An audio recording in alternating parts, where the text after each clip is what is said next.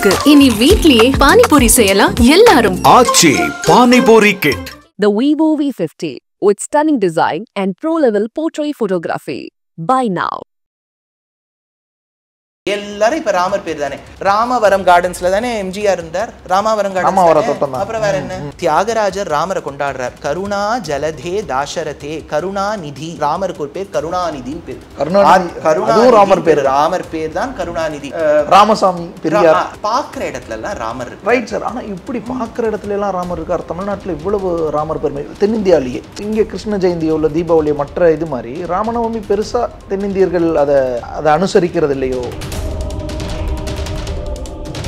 தமிழ்நாட்டில் இருக்கக்கூடிய முதலமைச்சர் எந்தெந்த இந்து பண்டிகைக்கு வாழ்த்து சொல்லியிருக்கார்? பொங்கலுக்கு வாழ்த்து சொல்லுவார். ராமர் பண்டிகைக்கு அவ்வளவு விமர்சையா இல்ல. இதே தமிழ்நாட்டில் கோகுலாஷ்டமி இருக்குன்னு சொன்னேன். ஞாபகம் இருக்கா? கிருஷ்ண ஜெயந்தி ஜெயந்திக்கு அவர் வாழ்த்து சொல்றது இல்ல. எஸ், ஏன் சொல்றது இல்ல? அவங்களுடைய பார்ட்டி ஸ்டாண்டாவே அதை வச்சிருக்காங்க. கடவுள் இல்லைன்னு சொன்னா ஜீசஸும் தானே இல்லை. கிறிஸ்துமஸ் ஜீசஸ் பிறந்த நாள் தானே. அதுக்கு மட்டும் எப்படி சொல்றா? இல்ல, ஜீசஸ்ன்ற ஒரு மனிதரா பிறந்தார்ல. அது ராமரும் அப்படிதானே பிறந்தார். வட இந்தியாவில் இந்த ராமநவமியை ஒட்டி பல மாநிலங்களில் இறைச்சி கடைகள் மூடுறது இந்த மாதிரியான விஷயங்கள்லாம் இருந்துச்சு. சாப்பிடணும்னு நினைச்சா அதுக்கு முந்தின நாள் கூட வாங்கலாமே. கார்த்தால வாங்கி வச்சு போய் ஃப்ரெஷ்ஷாக வாங்கணுமா?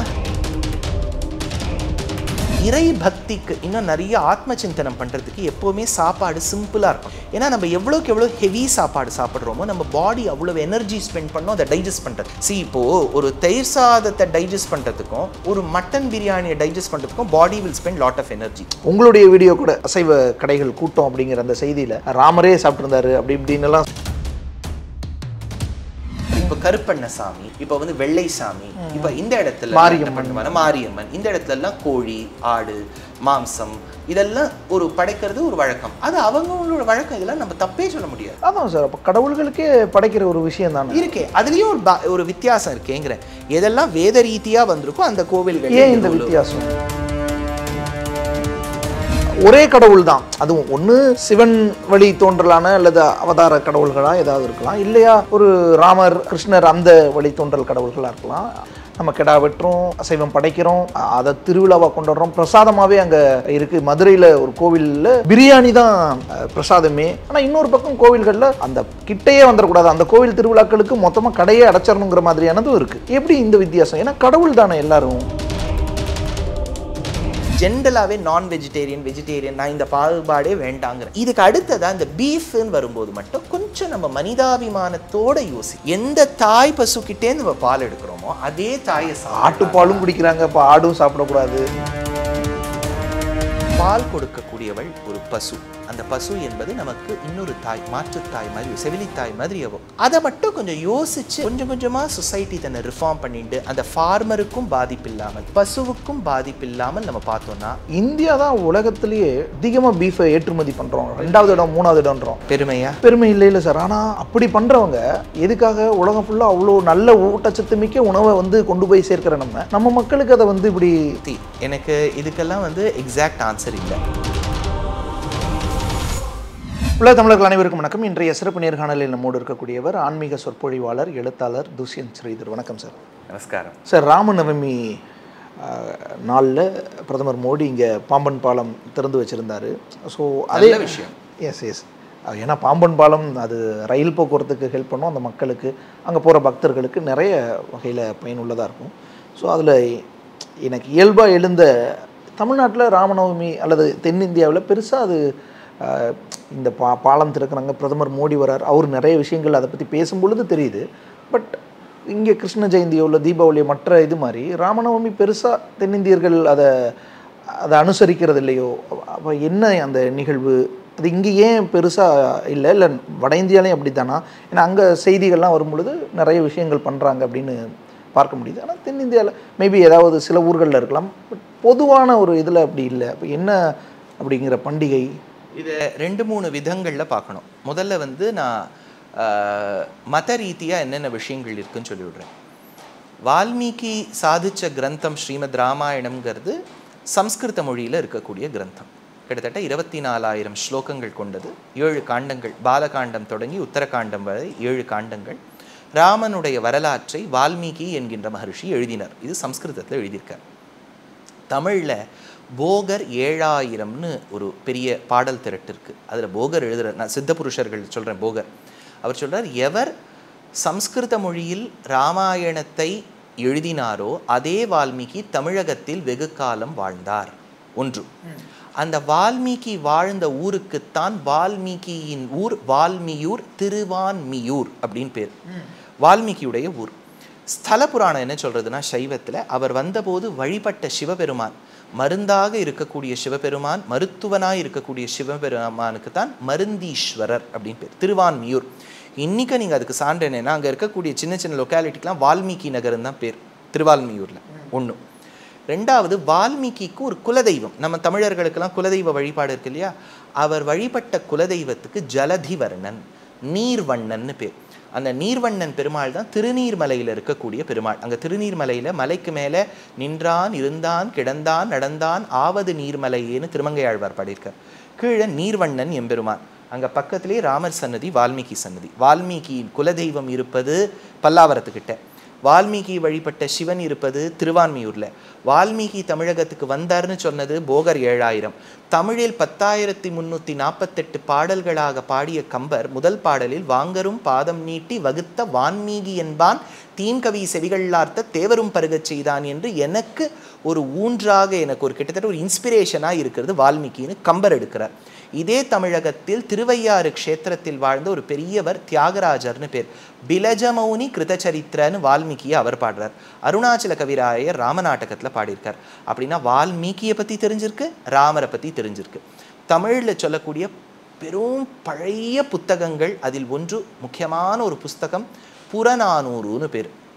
அந்த புறநானூற்றில் ஒரு ராஜாவின் சரித்திரம் சொல்கிறார். அந்த ராஜா ராஜானா ஒரு செல்வந்தர், நல்ல படித்தவர். அவருடைய ராஜ்யத்தில் ஒரு கவி, அந்த ஏழை கவி நன்னா பாடல் பாடிவிட்டான். ராஜா என்ன பண்ணார், வெவ்வேறு விதமான ஆபரணங்கள், நிறைய நகைகளை தூக்கி வாரி அந்த கவிக்கு கொடுத்துட்டார். அந்த கவி வீட்டுக்கு எடுத்துன்னு போகிறார் அந்த நகையை. குடும்பம் பெரிய குடும்பம், ஏழ்மையில் தவிக்கின்றது. எல்லாருக்கும் நகையை கொடுத்தோம்னா படபடன்னு இருக்குது. ஒருத்தர் இந்த நகை எடுக்கிறா, ஒருத்தர் அந்த நகை எடுக்கிறா. எங்கே போடுறதுன்னு தெரியல. வங்கியை தலையில் வச்சுக்கிறா, கிரீடத்தை இடுப்பில் ஒட்டியானோன்னு போட்டுக்கிறா, மாற்றி மாற்றி போட்டுக்கிறா. எது எந்தெந்த இடத்துக்கு போகணுமோ மாற்றி மாற்றி போட்டுக்கிறா. அதை எழுதுகிறார் அந்த ஆசிரியர் புறநானூரில். அவர் என்ன சொல்கிறார், இந்த கவிஞரின் குடும்பம் ராஜாவினிடத்திலிருந்து பரிசை பெற்றுக்கொண்டு மாற்றி மாற்றி ஆபரணம் போட்டு தவித்தார்கள். எதுபோலே என்றால், அன்றைய தினம் சீதா பிராட்டியை கவர்ந்து சென்ற ராவணன் அவள் அச்சத்தில் ஒரு ஆபரணமாக கீழே இட அந்த வானரங்கள் பெற்றுக்கொண்டவை எப்படி மாற்றி மாற்றி போட்டுண்டதோ அப்படி போட்டுண்டதுன்னார். அப்படின்னா ஒரு ராமாயணத்தின் தாக்கம் புறநானூறு காலத்திலேருந்து இருக்கு. இந்த மாதிரி நான் 100 சான்று சொல்லுவேன். தமிழ் வேதம் என்று சொல்லப்படுவது திருவாய்மொழி. திருவாய்மொழியை கொடுத்த சுவாமி நம்மாழ்வார் சொல்றார், கற்பாரி ராமபிரானை அல்லால் மற்றும் கற்பரோ. ஒருவன் வாழ வேண்டும் என்றால் ராமனை தவிர்த்து இன்னொரு எடுத்துக்காட்டு யாராவது இருக்கான்னு ஒரு தமிழ் மொழியில தமிழ் வேதத்தை கொடுத்த சுவாமி நம்மாழ்வார் சொல்றார். குலசேகர ஆழ்வார், ஆண்டாள் சினத்தினால் தென்னிலங்கை கோமானை செற்ற மனத்துக்கு இனியானை பாடவும் நீ வாய்த்திரவாய். அந்த ராவணனை கொன்னு தீர்த்த ராமனுடைய பெருமையை பேசுவாயோ பெண்ணேங்கிறா. ஆழ்வார்கள் பாடியிருக்கா. திருப்புகழில் அருணகிரிநாதர் பாடியிருக்கார். முதல் திருப்புகழ் முத்தைத்தரு பத்தி திருநகை அத்திக்கிரி சக்தி சரவண முத்திக்குரு வித்துக்குருபர என ஓதும் முக்கட்பரமர்க்குச் சுருதின் முற்பட்டது கற்பித்திருவரும் 30 முவர்க்கத் தமரரும் அடிப்பேண 10 தலை ஒத்த கணைதோடு ஒற்றைகிரை ஒரு கணையால் 10 தலையோடு கூடிய ராவணனை சாய்த்தவன் அருணகிரிநாதர் சொல்றார். சுவாமி தேசிகன் ஒரு 10 ஒரு கொத்து என உதிர்த்த திரளோன்னு வேதாந்த தேசிகன் சொல்றார். நம்மாழ்வார் சொல்றார். புறநானூறு சொல்றது. இளங்கோவடிகள் சிலப்பதிகாரத்துல மூவுலகும் ஈரடியால் முறை நிரம்பா வகை முடியன்னு ராமரை பத்தி சொல்றார். இவ்வளவிற்கு நீங்க மதுராந்தகத்துல போனேன்னா ஏரி காத்த ராமன் கருணாகரன்னு பேரு. திருவல்லிக்கேணி போனேன்னா அங்கே இருக்கக்கூடிய ராமன் சன்னதி பெருமாளை பிரதட்சிணமாக வரும்போது. அடுத்தது வடுவூரில் இருப்பவன் ராமன், தில்லைவளாகத்தில் இருப்பவன் ராமன், திருப்புள்ளம்பூதங்குடியில் இருப்பவன் ராமன், வெள்ளியங்குடியில் இருப்பவன் ராமன், நெடுங்குன்றத்தில் இருப்பவன் ராமன், தர்பசயன ராமன் திருப்புல்லானி, இப்படி புல்லைநல்லூரில் இருப்பது சாலக்கிராம திருமேனியோட ராமன், கும்பகோணத்தில் இருப்பது ராமசுவாமி. ராமர் கோவிலாக இருக்குது. ராமருக்கு அவ்வளவு பாடல்கள். 2. 3வது அரசியல் வச்சுக்கோங்க. வெகு காலம் ஒரு கொலாசஸ், ஒரு கிட்டத்தட்ட ஒரு ஹீரோ வர்ஷிப் மாதிரி இருந்தவர் எம்ஜி ராமச்சந்திரன். அவருடைய வைஃப் குறுகிய காலம் இருந்தார்கள் சீஃப் மினிஸ்டரா, ஜானகி ராமச்சந்திரன். ஆச்சா, தியாகராஜர் ராமரை கொண்டாடுறார். கருணா ஜலதே தாசரதே கருணாநிதி அப்படின்னு அந்த இடத்துல கொண்டாடுறார். கருணையின் நிதியேன்னு ராமருக்கு ஒரு பேர், கருணாநிதின்னு பேர். ராமர் பேர், ராமர் பேர் தான் கருணாநிதி. ராமசாமி பெரியார், ராமசுவாமி பெரியார். இப்ப வரிசையா நீங்க சொல்லிடுவாங்க எல்லாரும் இப்ப ராமர் பேர் தானே. இப்ப பாருங்க, பக்கத்து ஸ்டேட் கர்நாடகா, யார் சீஃப் மினிஸ்டர்? யார் சீஃப் மினிஸ்டர் கர்நாடகா? சித்த ராமையா. அப்புறம் பாலிடிக்ஸ்க்கு வந்து உடனே சீஃப் மினிஸ்டர் ஆந்திராக்கு ஆன அந்த ஹீரோ யாரு? என்டி ராமாராவ். என்ன சார், என்ன வேற என்ன ராமர் பத்தி வேணும்? பாலிடிக்ஸ்ல ராமர் இருக்கார், கோவில்ல ராமர் இருக்கார், ராமநாதபுரம், ராமேஸ்வரம். நீங்க வரிசையா சொல்லிடுவாங்க. சேத்துவை கட்டினான் ராமன். அந்த சேத்துவை ரட்சிப்பதற்கு மன்னர்கள் ஏற்பட்டார்கள். அதனால்தான் அவர்களுக்கு சேதுபதினு பேர், சேத்துவை ரட்சித்தவர்கள். வேற என்ன வேணும்? ராமவரம் கார்டன்ஸ்ல தானே எம்ஜிஆர் இருந்தார். ராமவரம் கார்டன். அப்புறம் வேற என்ன? பாக்குற இடத்துல எல்லாம் ராமர் இருக்கு. Right sir. ஆனா இப்படி பாக்குற இடத்துல எல்லாம் ராமர் இருக்கார். தமிழ்நாட்டுல இவ்வளவு ராமர் பெருமை, தென்னிந்தியாலேயே சித்தராமையா எல்லாம் இவ்வளவு இருக்காங்க. ஆனா ராமநவமி ஒரு தீபாவளி, ஏன்னா ராமர் அவ்வளவு சிம்பிள். அவர் வந்து ஒரு நல்ல ராஜாவா இருந்ததுனால என்னுடைய பர்த்டே எல்லாரும் இப்படி விமர்சையா கொண்டாட வேண்டாம். இப்போ இப்போ இப்போ இப்போ பொலிட்டிக்கல் லீடர்ஸ் எல்லாம் மட்டும் பாருங்க, தெருக்கு தெரு உடனே கேக்க வெட்டுறது, மாலையை போடுறது, இதெல்லாம் இவ்வளவெல்லாம் நீங்கள் நீர்மோர். ஒன்று தெரியுமோ, ராமருடைய நவமிக்கு என்ன பிரசாதம் பண்ணுவோம் தெரியுமோ? நீர்மோர். ஏன்னா இது வந்து வெயில் காலமாக இருக்கிறதுனால ராமர் காலத்தில், ராமர் பிறந்த காலத்தையும் சைத்திர மாதம் தானே வெயில். இப்போ தசரதர் எல்லோருக்கும் நீர்மோர் பந்தல் வச்சார். பானகம், இதுதான் ராமருக்கு பிரசாதம். கிருஷ்ணர் ஜெயிலில் பிறந்தார், 32 பட்சணம் பண்ணுவோம், நெய்யா கொட்டி பண்ணுவோம். அவர் ஜெயிலில் பிறந்தார். ராமர் சக்கரவர்த்தி திருமகனாக பிறந்தார். நீர்மோர் பானகம், அவ்வளவு சிம்பிள் சார் ராமர்.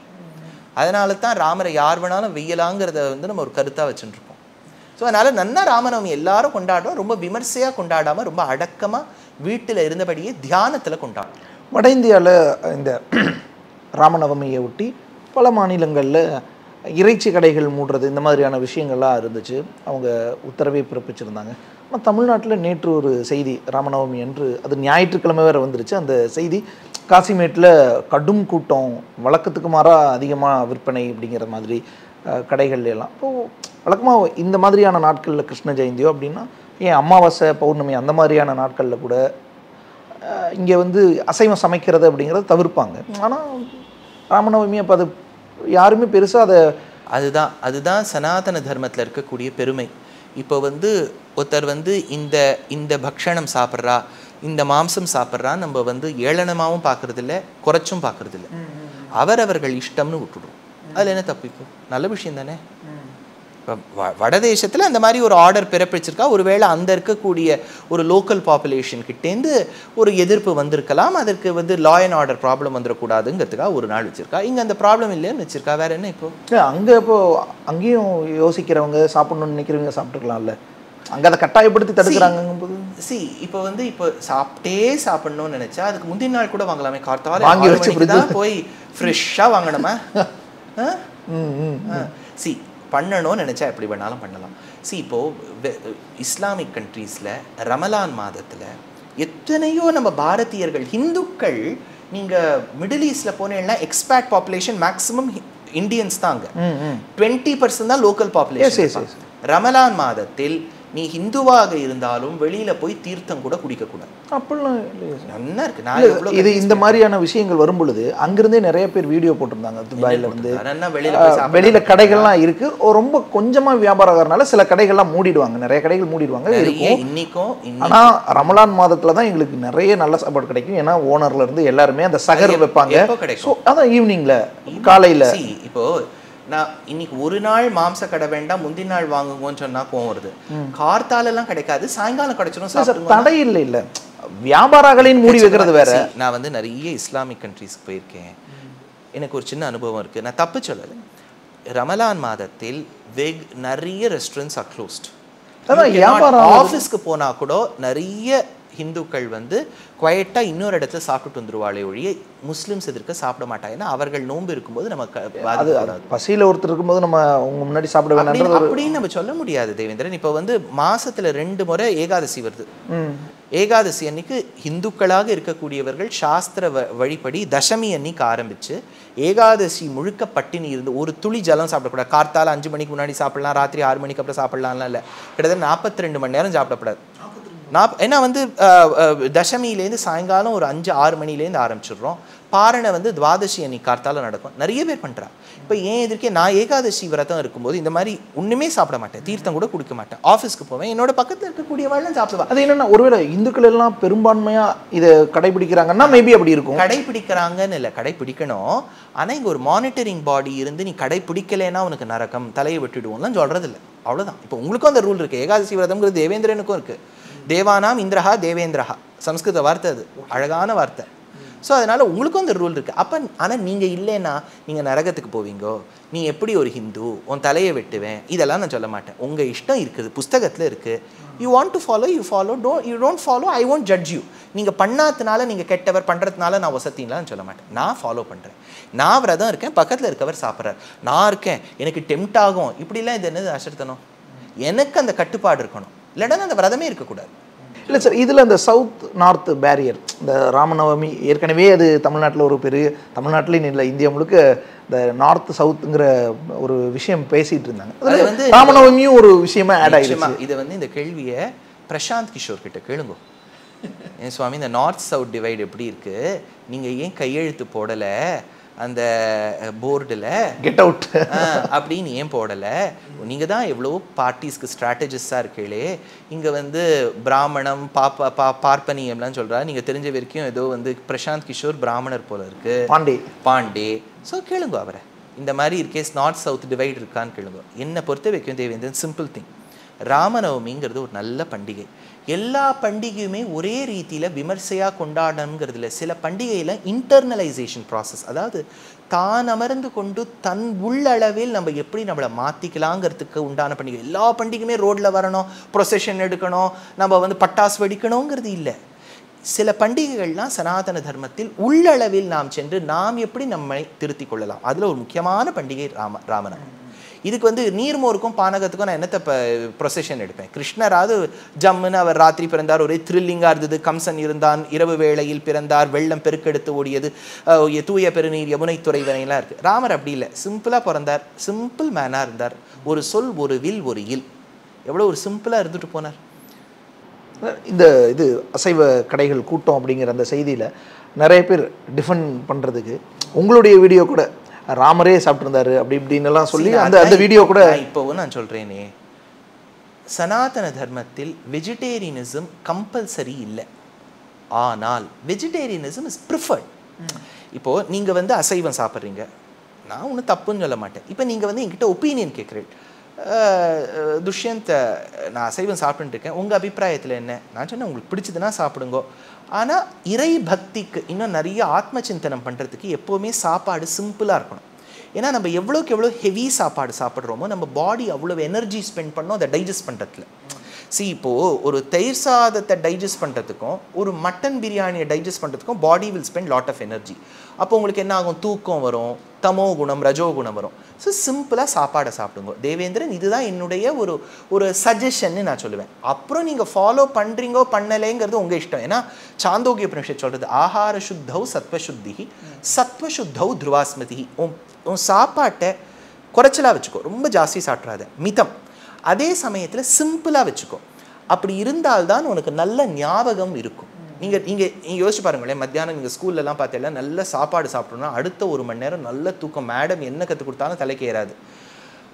சாப்பாடு சிம்பிளாக இருந்துடுத்துனா இன்றைக்கும் நீங்கள் டயட்டீஷியன் கிட்ட போனீங்கன்னா அவங்க சொல்கிறாங்க 1 கப்பு சாதம் போகிறோயா, இந்த சாதத்தை வச்சு நீ ஃபுல் சாப்பாடு முடிச்சிடும் அப்படிங்கிறா. நம்ம என்ன பண்ணுறோம்? குழம்புக்கு ஒன்று, ரசத்துக்கு ஒன்று, தயிருக்கு ஒன்று, இது ஒன்று, இவ்வளோ பண்ணுறோம். ஸோ சாப்பாடுங்கிறது அவங்க இஷ்டம். நான் இப்போவும் சொல்கிறேன். ஆனால் ஒப்பீனியன் கேட்டேலாம் நான் சொல்லுவேன் ட்ரை டு பி வெஜிடேரியன். இப்போ ஒன்றுமே இல்லை, இப்போ நான் வெஜிடேரியன்ஸ்னு சொல்லக்கூடியவா கூட தினோலாம் நான்வெஜ் சாப்பிட மாட்டான். People cannot afford. Non veg is a costly issue தெரியுமோ. இப்போ மட்டனோ சிக்கனோ எதுவாக இருந்தாலும் அவர்கள் வாரத்தில் 1 நாள், ஹிந்துக்கள் அதுவும் பாப்பா இன்னைக்கு சஷ்டி இருக்கா, இன்னைக்கு இந்த விரதம் இருக்கா, இப்படி இருக்கணும். ஸோ எல்லா நான் வெஜிடேரியன்ஸையும் 24/7 நான்வெஜ்ஜே சாப்பிட்டு இருக்காங்க. விசேஷமான நாட்களுக்கு கொஞ்சம் ஹெவியாக அந்த மாதிரி. ஸோ நான் அதுதான் நான் சொல்கிறேன், அவங்க இஷ்டத்துக்கு விட்டுடணும். இதுதான் இந்த மதம். அதே சமயத்தில் இப்போ வந்து ஒரு சொற்பொழிவாளர்கிட்ட நீங்கள் ஒப்பீனியன் கேட்குறீங்க, ஒரு சஜஷன் கேட்குறீங்க. நிறைய பேர் என்கிட்ட வந்து கேட்பேன். இப்போ கோயம்புத்தூர்லாம் போகும்போது சார் நாங்கள் வந்து நான் வெஜிடேரியன் தான் சாப்பிட்றோம் எங்கள் ஃபேமிலியில், எங்களுக்கு வெஜிடேரியன் ஆகணுங்கிறது இருக்குது, என் பசங்கள்லாம் வேண்டாங்கிறாங்க, நீங்கள் என்ன நினைக்கிறீங்க? நான் சொன்னேன் உங்கள் பசங்க சாப்பிட்ணுன்னு நினச்சா சாப்பிட்டோம், உங்களுக்கு வேண்டாம்னு நினச்சா நீங்கள் விடுங்கோ.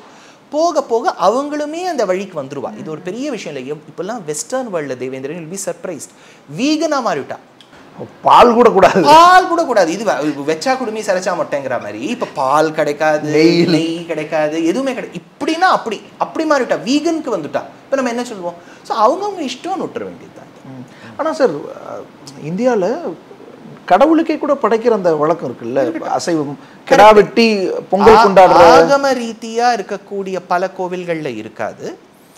ஆகம ரீதினா ஒரு வைதிக முறையில் ஆகமம்ங்கிறது ஒன்று, வேதத்துக்கு நிகமம்னு பேர், ஆகமம்னு ஒன்று. அது பெரும்பாலும் ஆத்ம சிந்தனத்தை பற்றியும் சொல்லும், வழிபாட்டு முறைகளை பற்றியும் சொல்லும். ஒரு கோவில்னா எப்படி இருக்கணும்? இப்போ பெருமாள் கோவில்கள்னு பார்த்தீங்கன்னா வைகானசம்னு ஒரு ஆகமம் உண்டு, பாஞ்சராத்திரம்னு ஒரு ஆகமம் உண்டு. ரொம்ப பிரசித்தமான ஆகமங்கள் ரெண்டுமே பகவானுக்கு 2 கண்ணுங்கிற தேசிகன் சரணாகதி தீபிகான்னு ஒரு கிரந்தத்தில். ஸ்ரீரங்கம் பார்த்தீங்கன்னா பாஞ்சராத்திர ஆகமத்தை கடைபிடிக்கக்கூடிய கோவில். திருப்பதி பார்த்தேன்னா வைகானச ஆகமத்தை கடைபிடிக்கக்கூடிய கோவில். இதை தவிர்த்து பிராச்சீன ஆகமம்னு உண்டு. இந்த ஆகம ரீதியில் எப்படின்னா எப்போவுமே லீஸ்ட் காமன் டினாமினேட்டர்னு எடுத்துப்பா. பகவானுக்கு நாம் என்ன படைக்கிறோமோ அது எல்லா தரப்பு மக்களும் சாப்பிட்ற மாதிரி இருக்கணும். இப்போ நான்வெஜ் படைச்சோன்னு வச்சுக்கோ, அப்படின்னா நான் வெஜிடேரியன்ஸ் மட்டும்தான் சாப்பிட முடியும், வெஜிடேரியன் சாப்பிட முடியாது. இப்போ நம்ம வெஜிடேரியன் வச்சோம்னா நான் வெஜிடேரியன்ஸும் அந்த வெஜிடேரியன்ஸ் ஃபுட் சாப்பிட முடியும். அதனால் மினிமம் ஃபுட் பகவானுக்கு வச்சுட்டு, சிம்பிள் ஃபுட்டாக வச்சுட்டு அது எல்லாருக்கும் பகிர்ந்து கொடுக்கணும். இப்போ கருடன், வாஸ்தவமாக கருடன்னா என்ன? ஒரு பெரிய ஈகிள் பேர்டுன்னு வச்சுக்கோங்க. கருடன் வாஸ்தவமாக என்ன சாப்பிடுவார்? அவர் அசைவம் தானே. ஆனால் கோவிலில் இருக்கக்கூடிய கருடன், நீங்கள் பக்கத்தில் உட்காந்துருக்கதே கருடன் பக்கத்தில் தான். இந்த கருடன் கோவில் கருடன் இருப்பார், சந்நிதி கருடன் பேர். அவர் தயிர் சாதம் தான் சாப்பிடுவார். ஏன்னா அந்த தயிர் சாதத்தை நம்ம பகவானுக்கு நைவேத்தியம் பண்ணிட்டு தான் எல்லாருக்கும் கொடுக்குறோம். கருடனுக்கே தயிர் சாதம் தான். ஆமா, ஏன்னா ஆகம ரீதியா இருக்கக்கூடிய கோவில்கள்ல அப்படிதான். ஏன்னா இந்த இப்ப பிரசாதம்ங்கிறது நம்ம பகவானுக்கு வச்சாலும் அவர் கண்டருளுதல் பண்ணி நம்ம எல்லாருக்கும் தானே கொடுக்குறோம். நம்ம தானே சாப்பிட்றோம், அவரை சாப்பிட்றோம். அவர் சாப்பிட்டா வைக்கவே மாட்டோம், இப்படி வச்சுக்கோ. பெருமாள் மட்டும் சாப்பிட்டு விட்டாருன்னு வச்சுக்கோ, அவ்வளவுதான் சுவாமி இவர் எல்லாத்தையும் சாப்பிட்டு விட்டாருங்கிறோம். கண்டருளுதல், அவர் பார்த்துட்டு அனுகிரகம் பண்ணுவார். பார்த்த உடனே நம்ம எல்லாருக்கும் பகிர்ந்து கொடுக்குறோம். அப்ப நம்ம சாப்பிடக்கூடிய உணவு தான் நம்ம வைக்கிறோம். அப்ப நிஜம் கருடன் பாம்பு சாப்பிடுவார், அப்படிதான் புராணங்கள் சொல்றது. ஆனால் கோவில் கருடன் தயிர் சாதம் சாப்பிடுவார். அப்படின்னா ஆகம ரீதியா வரக்கூடிய கோவில்கள்ல இந்த விஷயங்கள்லாம் இருக்கு. இப்போ சிவன் கோவில் சைவாகமம் இதெல்லாம் உண்டு. ஆனா பல கிராமப்புற கோவில்கள் எல்லாமே ஆகம ரீதியா இருக்கக்கூடிய கோவில்கள் இல்லை.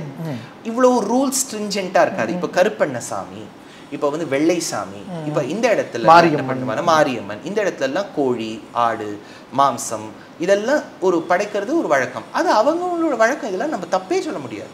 எப்படி நம்ம தப்பு சொல்ல முடியும்? ஆமாம் சார், அப்போ கடவுள்களுக்கே படைக்கிற ஒரு விஷயம் தானே இருக்கே. அதுலேயும் ஒரு வித்தியாசம் இருக்கேங்கிறேன். எதெல்லாம் வேத ரீதியாக வந்திருக்கோ அந்த கோவில்கள் ஏன் இந்த வித்தியாசம்? அப்படி இப்போ ஒரு இன்ஜினியரிங் காலேஜ்குள்ளே போயிட்டு இந்த லேப் கெமிக்கல் இன்ஜினியரிங் பண்ணக்கூடிய ஸ்டூடெண்ட்ஸ்க்கு இருக்குங்க. ஏன் மெக்கானிக்கல் இன்ஜினியரிங் ஸ்டூடெண்ட்ஸ்க்கு இருக்காதா? மெக்கானிக்கல் இன்ஜினியரிங் ஸ்டூடெண்ட்ஸ்க்கு வேற. At the end of the day we are engineers தானே. பட் எல்லாருமே கடவுள்கள் ஒரே கடவுள் தான். அதுவும் ஒன்று சிவன் வழி தோன்றலான அல்லது அவதார கடவுள்களாக ஏதாவது இருக்கலாம், இல்லையா ஒரு ராமர், கிருஷ்ணர் அந்த வழி தோன்றல் கடவுள்களாக இருக்கலாம்.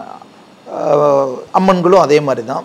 பார்வதியோ இல்லை யாரோ அப்படி சரஸ்வதியோ இவங்களுடைய கடவுள்கள் தான். அவங்களுடைய சிறு வழிபாடு அல்ல அவங்களுடைய கிராம தேவதைகளாக இருக்கக்கூடியவங்க அவங்களுடைய அவதாரங்களில் ஒன்றுங்கிற கோயில்களுக்கு நம்ம கெடா வெட்டுறோம், அசைவம் படைக்கிறோம், அதை திருவிழாவாக கொண்டாடுறோம், பிரசாதமாகவே அங்கே இருக்குது. மதுரையில் ஒரு கோவிலில் பிரியாணி தான் பிரசாதமே.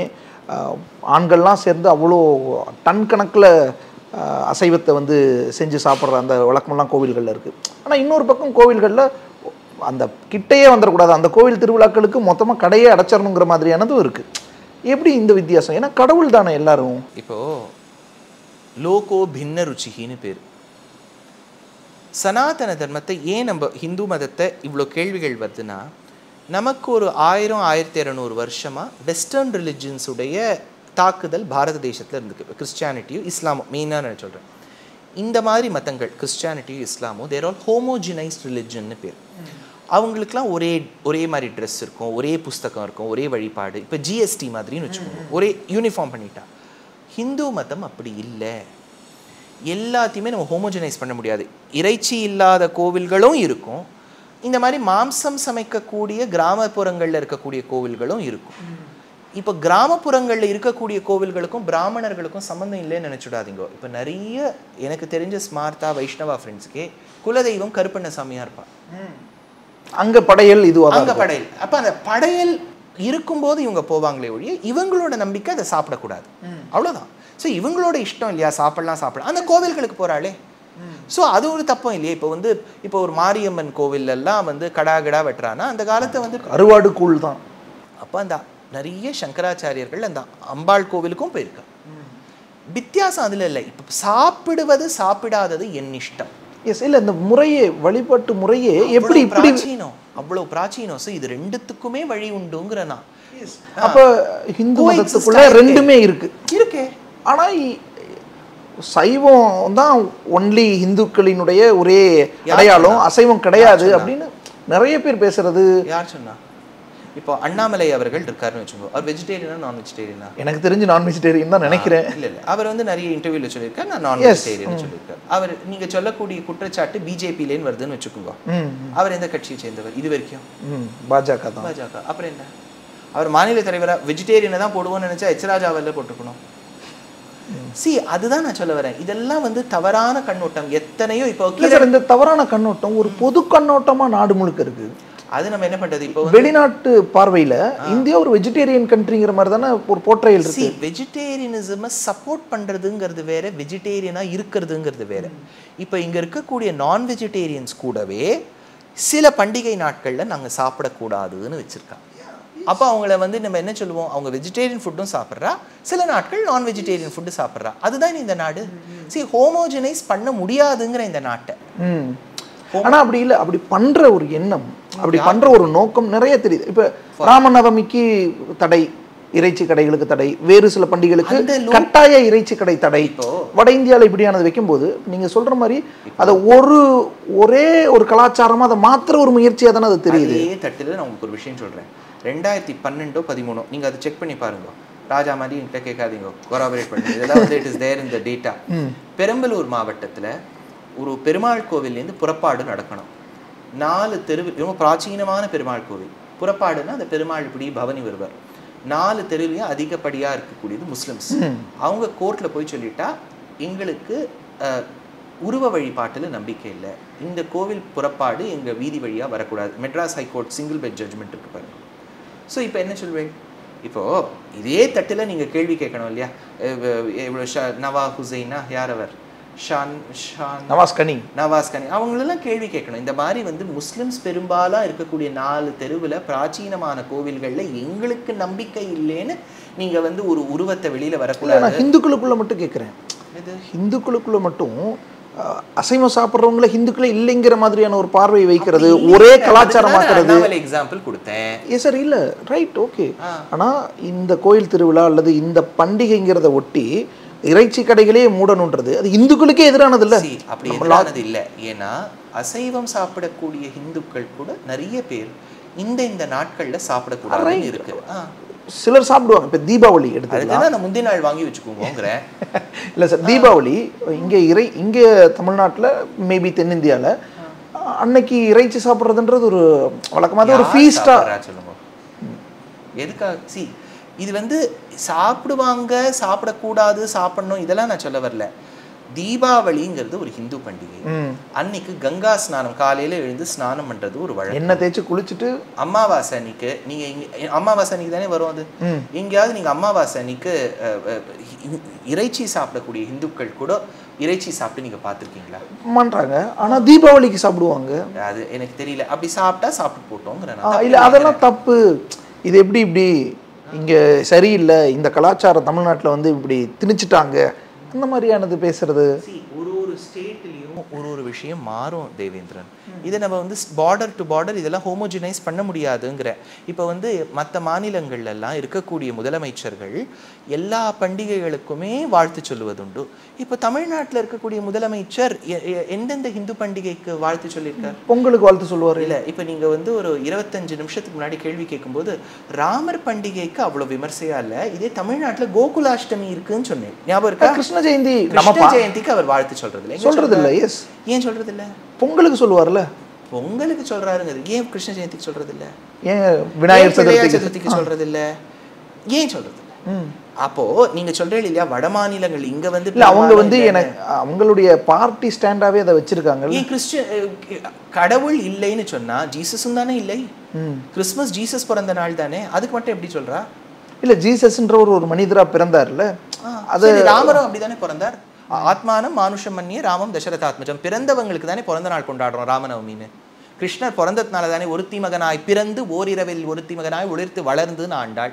கிருஷ்ணருக்கு தானே கிருஷ்ண ஜென்மாஷ்டமி கொண்டாடுறோம். அவங்க இருந்த அப்பா இருந்த இடத்துக்கு பேர் என்ன, கோபாலபுரம். அங்க இருக்கிறது கிருஷ்ணர் கோவில் தான். கிருஷ்ணருக்கு தானே கொண்டாடுறோம். பிறந்த நாள் அன்னைக்கு கொண்டாடுவேன்னா ராமருக்கும் சொல்லட்டும் கிருஷ்ணருக்கும் சொல்லட்டும். நீங்க ஒரு முதலமைச்சர்னு ஒரு பொறுப்பு ஏற்றின ஒன்று எந்த பண்டிகைக்குமே வாழ்த்து சொல்லக்கூடாது, இல்லைன்னா எல்லா பண்டிகைக்குமே இப்போ நான் வாழ்த்து சொல்றேங்கிறதுக்கு இப்போ நீங்க ஒரு டிஃபரன்ஸ் இருக்கு பார்த்தீங்களா. இப்போ தென் மாநிலங்கள்ல இறைச்சிக்கு இது இல்லைங்கிறே, தென் மாநிலங்கள்ல இப்படியும் இருக்கு. வட மாநிலங்கள்ல இருக்கக்கூடிய இப்போ மோடி ஈதுக்கும் விஷ் பண்றாரு. அதுக்கு இப்போ கிஃப்ட் இடையில ஒரு ரம்ஜானுக்கு விஷ் பண்ணாம விட்டார். இது ஒரு ரம்ஜானுக்கு விஷ் பண்ணாம விட்டு இங்க பண்ணதே இல்லையே. அது நம்ம என்ன பண்ண போறோம்? எவ்வளவு வருஷமா டிஎம்கே ஆண்டு இருக்கு, ஒரு பண்டிகைக்கு விஷ் பண்றது இல்லையே. அப்ப என்ன பண்ணுவேன்? பாஜகலையும் சார் மாட்டிறைச்சி உண்றதுக்கு கடுமையான ஆட்சேபனை தெரிவிக்கிறது, எதிர்ப்பு தெரிவிக்கிறதெல்லாம் நாடு முழுக்க நம்ம பார்த்துருந்தோம். ஆனால் சில ஸ்டேட்டில் பிஜேபி லீடர்ஸே அதை ஆதரிக்கிறதும் இருக்குது. மேகாலயாலேயோ இல்லை மற்ற கோவா கேரளா மாதிரியான இடங்கள்லையோ ஏன் அது எங்களுடைய கல்ச்சர், அதுல எல்லாம் எந்த பிரச்சனையும் இல்லை அப்படின்னு சொல்ற போக்கும் தென்படுது. இது வந்து சாப்பிடக்கூடியவா சாப்பிடாதவாளை பத்தி நான் இப்போ எதுவுமே விமர்சனம் பண்ணல. ஃபர்ஸ்ட் நான் என்ன சொல்ல வரேன், நம்ம வாழ்க்கையில ஒரு செயலுமே நம்ம யோசிச்சு பண்றோம். பண்ணணும், பண்ணாம இருந்தால் அது பாதிப்பும் இருக்கும். அப்புறம் நம்ம பிராயஷ்சித்தம் பண்ணுவோம். தேவேந்திரனுக்கோ துஷ்யந்துக்கோ பார்க்கக்கூடியவர்களுக்கோ ஈன்றெடுத்த பிறகு பால் கொடுத்தவள் நம் ஈன்றெடுத்த தாய். அதை 6 மாதம் கொடுக்கலாம், 1 வருஷம் கொடுக்கலாம், 1.5 வருஷம் கொடுக்கலாம். அது சுரக்கும் அந்த திறனை பொறுத்து இருக்கு. அதுக்கப்புறம் நாம் இருக்கும் வரை பால் கொடுப்பவள் யார்? பசு. அதனால ஃபஸ்ட்டு இந்த இறைச்சி சாப்பிடலாமா கூடாதா, இது சரியா தப்பா, அந்த பக்கமே போக வேண்டாம். ஃபஸ்ட்டு என்னுடைய கருத்து என்னென்னா, யாராக இருந்தாலும் இது கொஞ்சம் ஆத்ம சிந்தனம் பண்ணி பார்க்கணுங்கிறேன். அவ்வளோதான். இதை யோசிச்சு பாருங்கள். நமக்கு 1 வருஷம் 1.5 வருஷம் பால் கொடுக்கக்கூடியவள் நம்மை பெத்தெடுத்த தாய். ஆனால் நமக்கு வாழ்க்கை முழுக்க பாலும் தயிரும் நெய்யுமாக கொடுப்பது இந்த பசு என்கின்ற தாய். அந்த பசுவை பாதுகாக்க வேண்டியது நம் பொறுப்பு. அது நம்ம தர்மம். ஒன்று, முஸ்லிம்ஸ்க்கும் கிறிஸ்டியன்ஸ்க்கும் அதே பசு தான் பால் கொடுக்குறா. இது வந்து மதம் பேதமின்றி எல்லாருக்கும் பால் கிடைக்கிறது பசுக்கிட்டேன் பெரும்பாலும். ஒன்று. ரெண்டாவது, நான் இன்னொன்று சொல்கிறேன், இது வந்து கொஞ்சம் அவுட் ஆஃப் கான்டெக்ஸ்ட் இருக்கலாம். பசுக்குமே பால் கறக்கக்கூடிய ஒரு ஸ்டேஜ்னு ஒன்று இருக்குது. அது ஆனோன்னா அந்த பசுவால் பால் கறக்க முடியாது. அப்போ அந்த ஃபார்மர்ஸ்க்கும் அந்த பசுவை பராமரிக்கிறது கஷ்டம்தான். நான் என்ன சொல்ல வரேன், யாரெல்லாம் பசுப்பால் குடிக்கிறோமோ, ஏன்னா தமிழில் வந்து பசும் பால்னு சொல்லுவது தவறு, பசுப்பால் யாரெல்லாம் குடிக்கிறோமோ நம்மளாம் குடும்பத்தில் ஒரு குடும்பமும் ஓரளவுக்கு பொருளாதாரத்தில் கொஞ்சம் நன்னா இருக்கக்கூடியவா வருஷத்தில் இவ்வளோ ரூபான்னு ஒதுக்கி வச்சுட்டோம். இந்த மாதிரி எத்தனையோ பசுக்கள் வந்து பாதிக்கப்பட்ட பசுக்கள், ஆக்சிடென்ட்ஸில் பராமரிப்பு இருக்கக்கூடிய பசுக்கு நம்மளோட டிஸ்கஷனே அந்த லெவலுக்கு போயிடணும் தேவேந்திரன். நம்ம இன்னும் உட்காந்துட்டு இவங்க மாட்டிறைச்சி வேண்டான்னு சொல்கிறா, இவ மாட்டிறைச்சி கூடோங்கிறா. நான் என்ன சொல்கிறேன், ப்ராப்ளமை முதல்ல பார்ப்போம். ஏன் அந்த குழந்தையாக தன் தாயாக பார்த்த பசுவை பார்த்த ஒரு விவசாயி ஏன் அந்த பசுவை விற்க வேண்டிய நிலைமை? ஏன்னா அந்த பால் கொடுக்கக்கூடிய ஸ்டேஜ் ஆன உடனே அந்த பசுவை பராமரிக்கிறது அவனுக்கு கஷ்டம், லாபம் இல்லை. அதுக்கு தான் நான் என்ன சொல்கிறேன், அதெல்லாம் நம்ம பராமரிச்சுட்டோம்னு வச்சுக்கோங்க. ஒரு அப்பா அம்மாவை வந்து நம்மளால முடியல ஒரு ஓல்டேஜ் ஹோமில் பார்த்துக்கிற மாதிரி அந்த பசு, தாய் பசு, கோமாதான் தானே சொல்கிறோம். அந்த காலத்தை பாட்டே கோமாதா எங்கள் குலமாதா, அந்த தாயை பார்த்து காக்கணும் இல்லையா? எவ்வளவோ இந்த மாதிரி ஆர்கனைசேஷன்ஸ் இருக்கா. இப்போ அடியனுக்கு தெரிஞ்ச 1-2 ஆர்கனைசேஷன் நான் பார்த்துருக்கேன். தக்ஷின் விருந்தாவன் அவங்க இவங்கெல்லாம் நிறைய ஒரு பாதிக்கப்பட்ட பசுக்களை அதுக்கெல்லாம் நம்ம கொடுப்போங்கிறேன். இப்போ நம்ம ஸ்டாண்டர்டே நமக்கு ஏற்றணும். நான் இறைச்சி ஜென்ரலாகவே வெஜிடேரியன் நான் இந்த பாகுபாடே வேண்டாங்கிறேன். இதுக்கு அடுத்ததான் இந்த பீஃப்னு வரும்போது மட்டும் கொஞ்சம் நம்ம மனிதாபிமானத்தோடு யோசிக்கணும். எந்த தாய் பசுக்கிட்டே நம்ம பால் எடுக்கிறோமோ அதே தாயை ஆட்டுப்பாலும் குடிக்கிறாங்க, இப்போ ஆடும் சாப்பிடக்கூடாது. இப்படி ஆட்டுப்பால் நீங்க கொஞ்சம் யோசிச்சு சொல்லுங்க. இப்போ ஒரு 100ன்னு ஒரு நம்பர் வச்சுக்கும் போது தமிழ்நாட்டில் வரக்கூடிய பாலில் எவ்வளோ % ஆட்டுப்பால்? இல்லை, கம்மி தான், ரொம்ப ரொம்ப கம்மி தான். ஏன்னா அதுவுமே நான் என்ன சொல்ல வரேன், ஒரு லிமிட்டோட வச்சுட்டா பெட்டர். எதுவுமே நான் வந்து யாரையும் சாப்பிடக்கூடாது அதுலேயும் நான் சொல்ல வரல.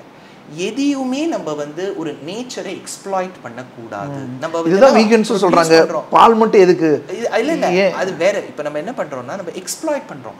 ஒரு இவ்வளோ மாடு உற்பத்தி பண்றோம். நம்ம இப்போ இவ்வளோ பால் வேணும்னா நம்ம நான் என்ன சொல்ல, பால் கன்சம்ஷனே குறைக்கணும், நம்ம இறைச்சி கன்சம்ஷனும் கொஞ்சம் நம்ம வந்து சமுதாயத்துக்கு ஏற்ற மாதிரி நடந்துக்கணுங்கிறது இது என்னுடைய தனிப்பட்ட ஒரு அபிப்பிராயம். இது பல பேர் சரியாக எடுத்துக்கலாம், பல பேர் தவறாக எடுத்துக்கலாம். பீஃபை பற்றி எனக்கு இதுதான். இது ஒரு தாய், அந்த தாயை பராமரிக்க வேண்டியது, அந்த ஃபார்மருக்கும் பாதிப்பு இருக்கக்கூடாது, அந்த பசுவையும் ஆன வரைக்கும் நம்ம ரட்சிக்கணும். அதுதான் இது என்னுடைய கருத்து. இல்லை சார், இதுதான் வீகன்ஸோட ஸ்டாண்ட். அப்போ அங்கே வராங்கல்ல, பால் மட்டும் எதுக்கு? நம்ம என்ன எல்லா நாளுமா குடிச்சிட்டு இருக்கோம்? ஒரு குறிப்பிட்ட வயசு தானே, அதோட முடிச்சுங்க, ஒரு 2 வயசோட முடிச்சுங்க, அதுக்கு மேல மட்டும் எதுக்கு பால் வேணாம் அப்படின்னு வாங்கக்கூடிய குழந்தையால டக்குன்னு 100 வாங்க முடியாது. 60, 80, 100 இப்படிதான் போக முடியும். நான் என்ன சொல்ல வரேன், நம்ம ஒரு ஸ்டேஜா ப்ராக்ரஸ் பண்ணுவோம். சட்டுன்னு இப்ப பால், தயிர், வெண்ணெய், தயிர் எல்லாம் நிறுத்திவிட்டா கொஞ்சம் கொஞ்சமா ப்ராக்ரஸ் பண்ணுவோம். தப்பு இல்லையே, வீகனா மாறினா என்ன தப்புங்கிற? மாறலாம். புரோட்டீன், மற்ற புரத சத்து எல்லாத்துக்கும் நிறைய ஆல்டர்னேட்ஸ் இருக்கு சார். ஆல்டர்னேட்ஸ் இருக்கு, அஃபோர்டபுளா இருக்குமா? இப்போ யோசிச்சு பாருங்க, அஃபோர்டபுள் ஆகணும். இப்போ எல்இடி லைட்ஸ் வரும்போது ரொம்ப காஸ்ட்லியா இருந்தது. இப்போலாம் பார்த்தீங்கன்னா எல்இடி ரொம்ப டிபெண்டபிள் அண்ட் அஃபோர்டபுளாக மாறிடுது. அதே மாதிரி எலக்ட்ரிக் கார்ஸ், டெஸ்லாலாம் ஸ்டார்டிங்கில் 2016-17 இருக்கும்போது ரொம்ப காஸ்ட்லி. இப்போ நல்லா யூஎஸ்ல விலை குறைஞ்சிடுது, இந்தியாலையும் குறையும். ஸோ இந்த மாதிரி நம்ம அஃபோர்டபிலிட்டிஸ் இதெல்லாம் செகண்ட் ஸ்டேஜில் இருக்கணும். இன்னி நிலைமையை வச்சு நம்ம பார்க்க முடியாது. உற்பத்தி ஜாஸ்தியாக எடுத்துனா, வால்யூம் ஜாஸ்தியாக எடுத்துன்னு வச்சுக்கோங்க, ப்ரைஸஸ் வில் ரெடியூஸ். ஆனால் சார், ஒரு தடகள வீரருக்கு ஒரு மாட்டு இறைச்சியோ அல்லது வேறு இறைச்சிகளோ தானே, ஒரு ரெட் மீட் தானே உங்களுக்கான ஒரு. நான் இப்போவும் நான் என்ன சொல்கிறேன், சாப்பிடணும் சாப்பிடக்கூடாது அந்த இதுக்குள்ளே இல்லை, அதுக்குள்ளேயே நான் இல்லை. கொஞ்சம் யோசிச்சு பாருங்க, சிந்தனை கொஞ்சம் குறைச்சிக்கங்க, கொஞ்சம் ஏதோ ஒன்று கொஞ்சம் நம்ம இம்ப்ரூவைஸ் பண்ணிக்கணும். இதை யோசிச்சு பார்க்கணும். ஒரு இமோஷனல் கோஷன்ட்டுங்கிறது லைஃப்பில் இருக்கணும் இல்லையா? நீங்களே யோசிச்சு பாருங்க, உங்கள் கண் எதிர்க்க ஒரு மாடு, எந்த மாட்டுக்குத்தேன்னு காத்தால பால் எடுத்து நீங்கள் நல்லா டிகிரி காஃபி குடிச்சிருக்கல, உங்கள் கண் எதிர்க்க வெட்டி நீங்கள் மத்தியானம் அதை சாப்பிட போகிறீங்களா? இது சரியா? அவ்வளோதான் நான் கேட்குறேன். நான் இது பண்ணுறவங்க அப்படி எமோஷ்னலாக பார்த்துட முடியுமா? பார்க்கணும். நம்ம பழமொழிகளே இருக்குல்ல, கொன்றால் பாவம் தின்றால் போச்சுன்னு. கரெக்டு. அப்படி யோசிச்சு பார்க்கணுங்கிறேன். நீங்களும் நிறைய உதாரணங்கள் சொல்லியிருக்கீங்கள, இப்போ ராமாயணத்திலேயோ மற்ற இடங்கள்லேயோ கூட நிறைய இறைச்சி உண்ணக்கூடிய கடவுள்களுக்கே அதை படைக்கக்கூடிய விஷயங்கள் இருக்கு. நம்மளுடைய கிராமப்புற வழிபாடுகளில் படைக்கிற ராமாயணத்தை எல்லாத்தோடையும் கம்பேர் பண்ணா, அப்போ ராமர் தன் திருமணம் செய்த ஒரு பத்னிக்காக சேத்து கட்டின்னு போனார். இப்போ எத்தனையோ தமிழகத்தை ஆண்ட தலைவர்களுக்கு பல பத்னி இருக்கா. இப்போ நீங்க உட்காந்துட்டு ராமரோட கம்பேர் பண்ணிட்டு, ராமனுடைய தகப்பன் அவருக்கு எத்தனை பத்னி? எக்ஸாக்ட்லி. ஸோ ராமர் அப்பாவுடைய எக்ஸாம்பிளை பார்த்துட்டு தான் தன் வாழ்க்கையை திருத்திண்டார். கரெக்டா? அது வந்து நம்ம அப்படி திருத்திக்கணும் இல்லையா? ஸோ நிறைய திருத்திக்கக்கூடியவா இருக்கணும். அதுக்காக இறைச்சி தப்பு இல்லையே. நான் இறைச்சி தப்பு நான் சொன்னேன்னா, இப்போ இல்லை நீங்க வந்து பீஃபை பத்தி கேட்டதுனால என்னுடைய அபிப்பிராயம் என்னன்னா, பால் கொடுக்கக்கூடியவள் ஒரு பசு. அந்த பசு என்பது நமக்கு இன்னொரு தாய், மாற்றுத்தாய் மாதிரி, செவிலித்தாய் மாதிரி ஆகும்.